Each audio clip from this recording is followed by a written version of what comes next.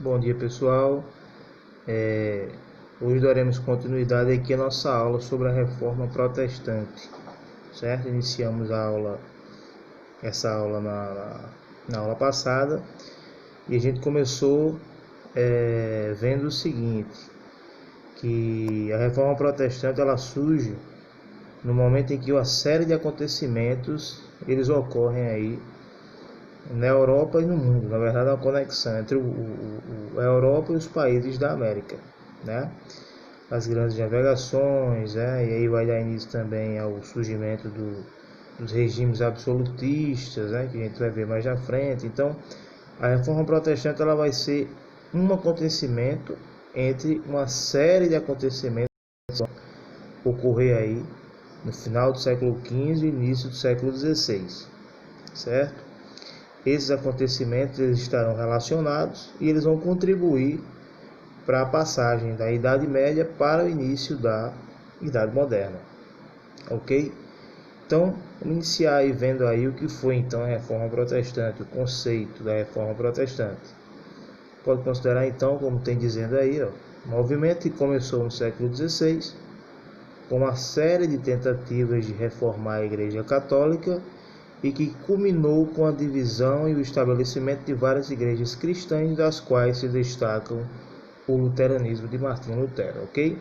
Então perceba, olha o que começa dizendo aí, uma série de tentativas de reformar a igreja que acabou culminando com a divisão e o estabelecimento de várias igrejas cristãs. Então, inicialmente, a Reforma Protestante ela surge como uma crítica à Igreja Católica, uma crítica aos dogmas, aos costumes da Igreja Católica daquela época e que no final acabou levando ao surgimento de outras denominações cristãs, como o luteranismo, o anglicanismo, o calvinismo, que a gente vai ver mais na frente, ok? E aí, quais foram as principais causas que levaram ao início da Reforma Protestante? Olha aí. Primeiro, olha o primeiro tópico, novas interpretações da Bíblia, certo? Com a difusão da imprensa, um maior número de pessoas então passaram a ler a Bíblia. O porquê então da difusão da imprensa, certo? Vai ser nesse período também, final da Idade Média, que vai se criar a prensa. A prensa vai ser um mecanismo que vai possibilitar a impressão de vários jornais ao mesmo tempo. Se antes se publicava um, e que era dificuldade grande para se publicar e para se divulgar esse jornal, com a criação da prensa, esse jornal ele vai passar a haver a possibilidade de se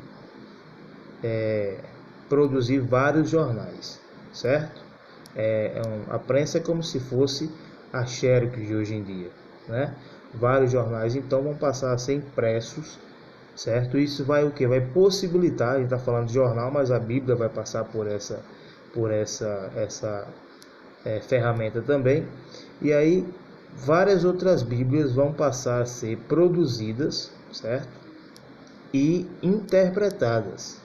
E antes a Bíblia ela era produzida apenas em latim, e dessa forma apenas o clero, a igreja tinha acesso à leitura. Ela vai passar a ser então traduzida para outras línguas, inicialmente em alemão. Outra causa que vai possibilitar aí a força da Reforma Protestante vai ser a corrupção do clero, ou seja, a corrupção dos integrantes da igreja, certo? A venda de objetos santos, com a promessa de que as pessoas seriam salvas se comprassem esses objetos. A venda de indulgências, que era o quê? Que era a carta emitida pela igreja, dando o perdão aos mortos e aos vivos, logicamente, mediante o pagamento, É como se você estivesse comprando a sua salvação no céu, certo? Críticas à moral dos padres, muitos dos padres da época, eles eram envolvidos em escândalos amorosos, bebiam, etc. e tal, e passaram a ser criticados também devido a isso, E o descontentamento do povo com os impostos e o apoio aos reis absolutistas. Então, essa série de fatores acabaram contribuindo para que a reforma protestante ela ganhasse força, ela ganhasse corpo, certo? Regime absolutista, que a gente vai ver mais na frente, vai ser uma forma de governo onde os reis terão o poder absoluto. Lembrando que a gente está falando aí final da Idade Média e início da Idade Moderna, que é quando o sistema feudal, né, predominante durante toda a Idade Média, vai ser substituído aí pelo sistema capitalista e o surgimento dos reis absolutistas, ok? E aí a gente começa então falando aí da reforma na Alemanha, com Martinho Lutero, certo?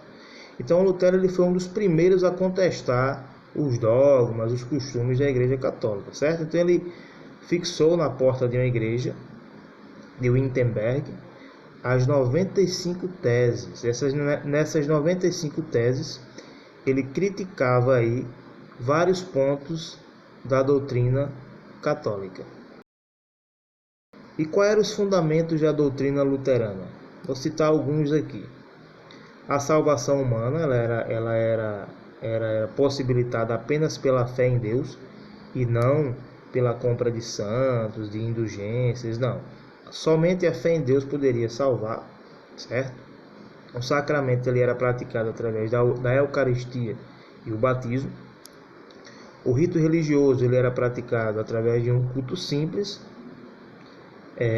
na língua nacional, que no caso dele era o alemão, certo? Lembrando que as missas elas eram em latim, a Bíblia também era em latim, então isso fazia com que o povo leigo, cristão leigo da época, que não tinha acesso à leitura, 90% dos europeus eram analfabetos, então apenas a igreja tinha acesso a essa leitura, já que era em latim, né? Ela foi traduzida.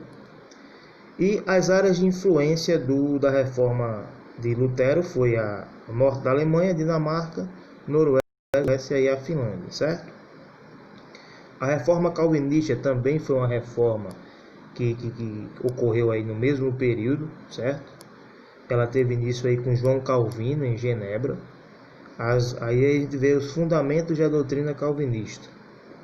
Salvação humana. A salvação humana, segundo o João Calvino, a salvação humana ela deveria se dar através também da fé e não através dos homens, né? Porém, ela tinha uma diferença aí. Diferentemente da reforma de Lutero, a reforma de João Calvino, ela só se dava para aquela pessoa que fosse predestinada, ou seja, aquela pessoa que já que fosse escolhido por Deus para obter a salvação humana. E como é que se identificava a pessoa escolhida por Deus? A pessoa que fosse bem-sucedida. Segundo a tese de João Calvino, a pessoa que fosse bem-sucedida, que tivesse condições financeiras, fosse bem-sucedido financeiramente, fosse um homem de posses, era um sinal de que esse cara ele era predestinado, então ele deveria obter a salvação humana.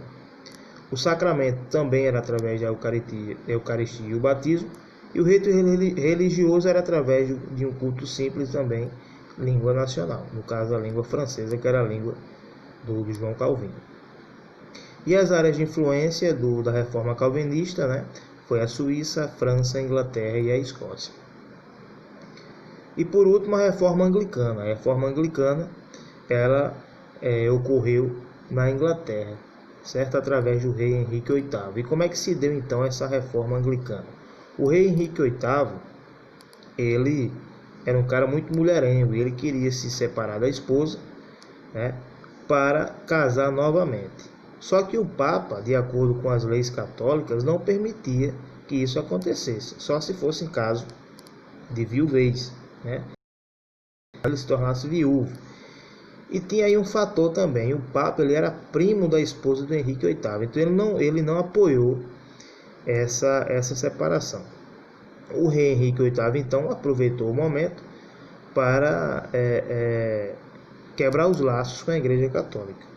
O Henrique VIII então rompeu com a Igreja Católica e criou sua própria igreja, que era a Igreja Anglicana, que existe até os dias de hoje.